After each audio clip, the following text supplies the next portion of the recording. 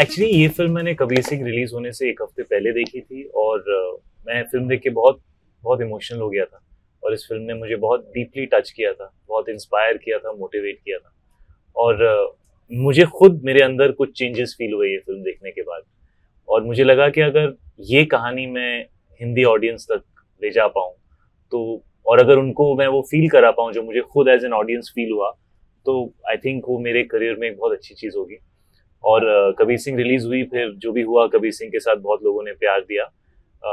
मैंने कई स्क्रिप्ट सुनी, कहानियां सुनी, बट ये कहानी मेरे मन में रह गई और मुझे लगा कि नहीं, मुझे ये कहनी है, ये कहनी है, और इसलिए मैंने ये फिल्म की।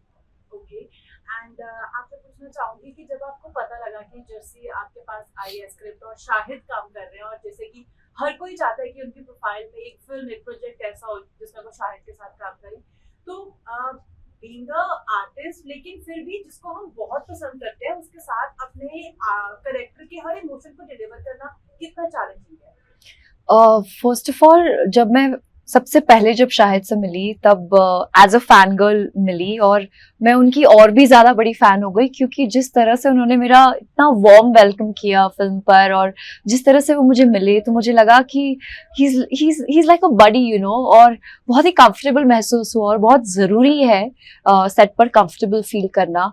ये कैरेक्टर थोड़ा अलग था, काफ़ी अलग है इनफैक्ट, तो डर लगता था।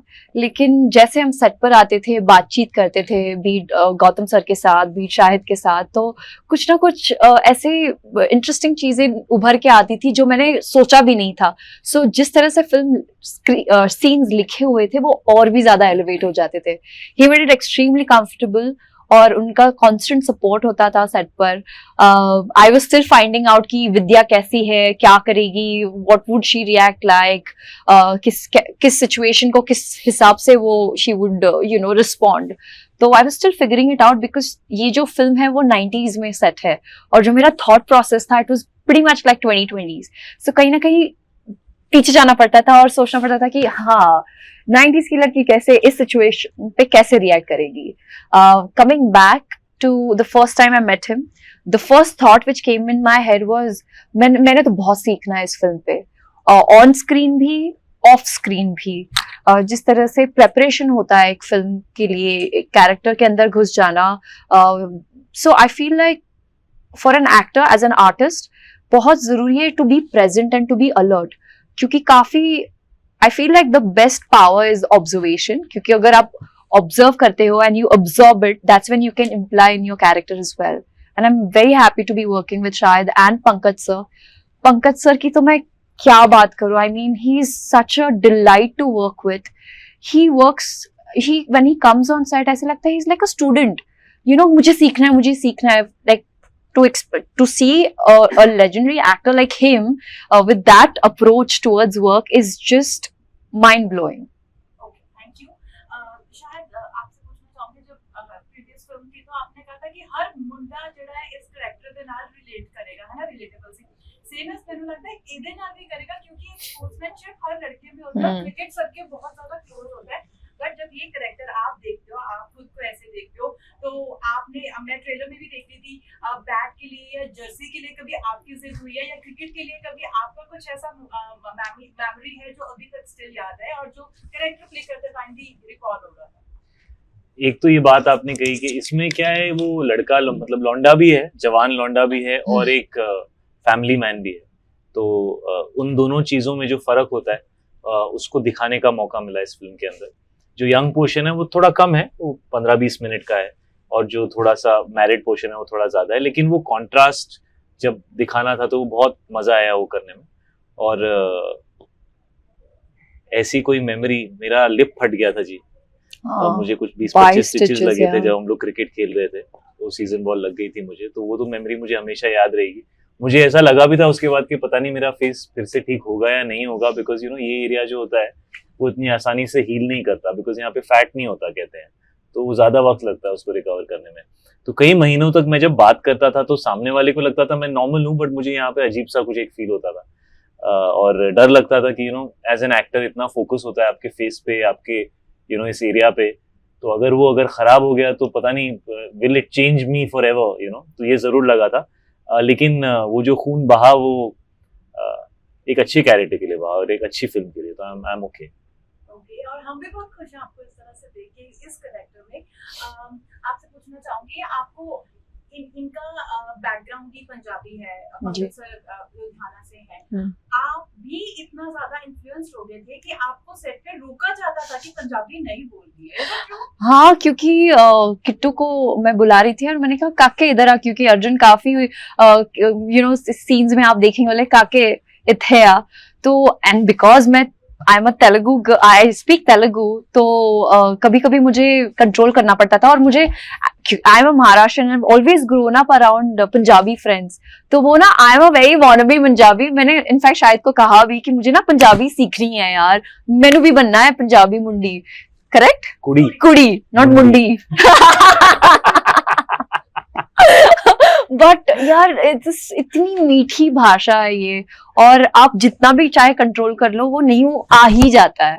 तो जब मैं बॉम्बे में भी कुछ पंजाबी फ्रेंड्स है, वो कहते हैं ना कर दियो, रख लियो, आ जाइयो, you know, so we keep adding that. And best thing was someone addressed me as are you north Indian, are you Punjabi? I said wow, I would love to be. Okay, so child artist के अगर हम बात करें, जी, हमने देखा है trailer में एक फादर और सन का बॉन्ड देखा गया है, लेकिन असल जिंदगी में आप बहुत अच्छे दोस्त हैं चाइल्ड आर्टिस्ट जी। के, तो किस तरह का बॉन्ड और किस तरह से कंपैटिबिलिटी आपने सेट की for the character?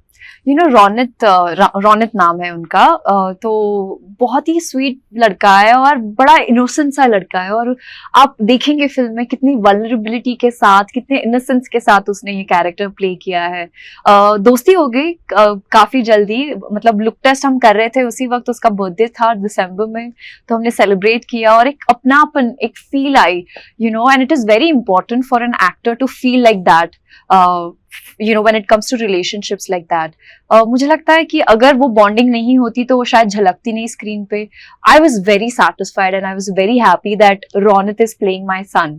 I'm very excited for him, क्योंकि यार जिस हिसाब से वो कहता है ना, पापा करो ना, तुसी भी हीरो लगोगे, you know, खेलते वक्त, तो जिस तरह से उसने कहा है, मतलब छू गया।